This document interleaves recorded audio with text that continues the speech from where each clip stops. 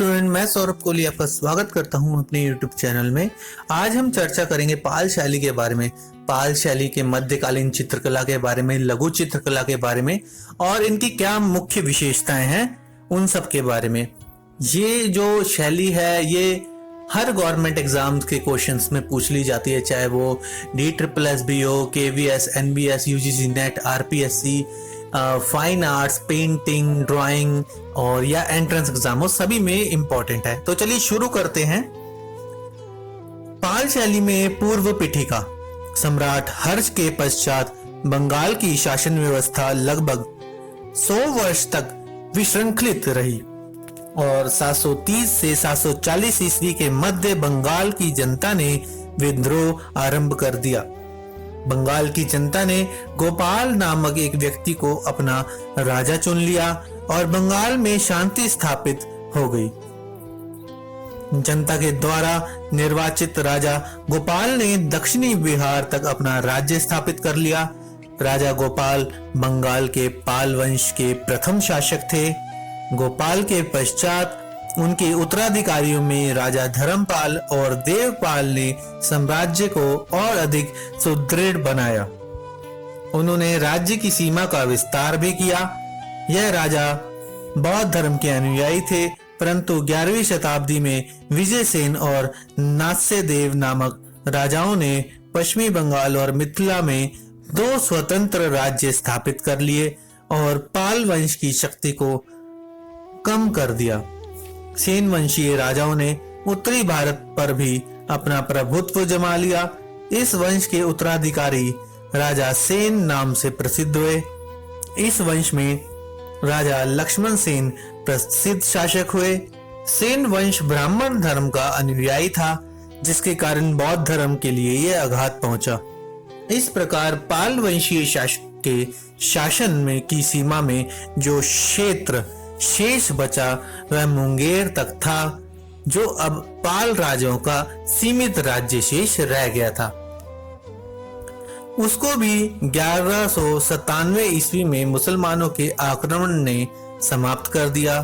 मुंगेर बिहार में स्थित पाल वंश का अंतिम शक्तिशाली राजा रामपाल हुआ, जिसका राज्यकाल 1084 ईस्वी से 1130 ईस्वी तक के मध्य में माना जाता है। इस राजा ने तिरहुत और उत्तरी बिहार को जीता तथा इस प्रकार इन प्रदेशों में भी बौद्ध धर्म को पहुंचा दिया था। अब हम बात करें पाल पोथियों की, तो बंगाल तथा बिहार में लिखी गई 10वीं शताब्दी एवं परवर्ती काल की महायान बौद्ध धर्म से संबंधित अनेक पोथियों में चित्र प्राप्त हुए हैं।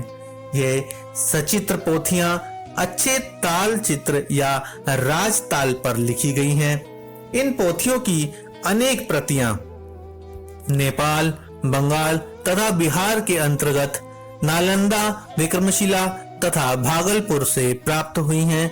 इन पोथियों के पन्ने तालपत्र से बनाए गए हैं। ये तालपत्र के पृष्ठ लगभग 22.5 इंच लंबे तथा 2.5 इंच चौड़े हैं।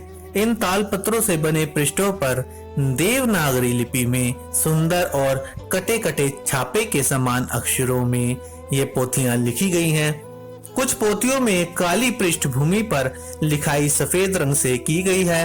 इन पृष्ठों के बीच बीच में आयताकार या वर्गाकार स्थान रिक्त छोड़ दिए जाते थे, जिनमें महायान देवी देवताओं के चित्र बनाए जाते थे। यह वर्गाकार चित्र 1 या 2 इंच वर्गाकार के होते थे। इन पोथियों में महायान देवी देवताओं तथा बुद्ध के चित्र बनाए जाते थे। इन पोथियों की जिल्द के लिए दोनों ओर पटरे लगाए जाते थे, जिन पर उसी प्रकार चित्र बनाए जाते थे। पत्रों पर भी बुद्ध की जीवनी या जातक कथाओं को सुंदर अक्षरों में लिखा जाता था।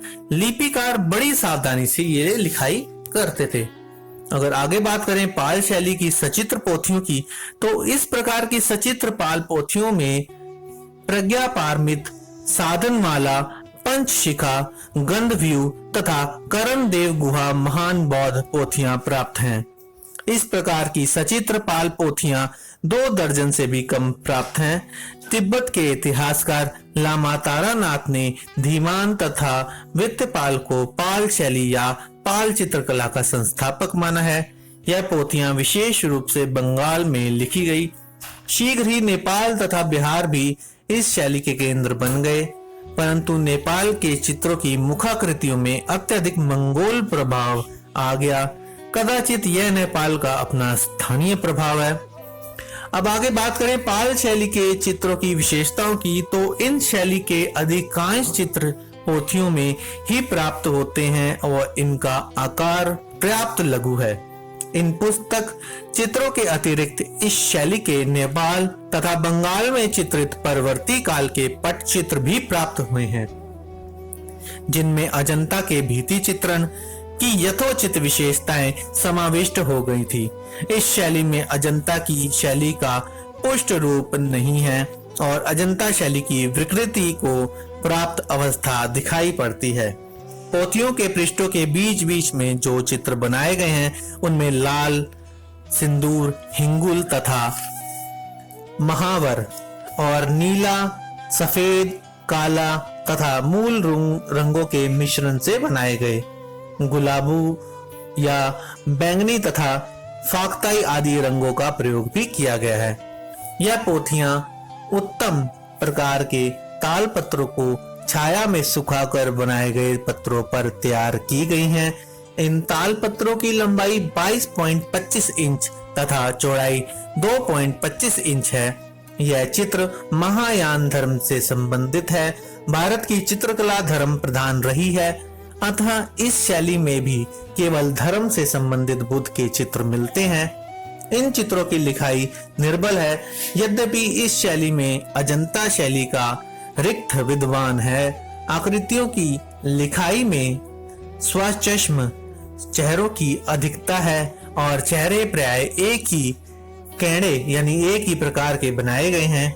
मानव आकृतियों की नाक लंबी है जो परले गाल की सीमा रेखा से आगे निकली बनाई गई है और आंखें बड़ी बड़ी तथा पास पास बनाई गई हैं।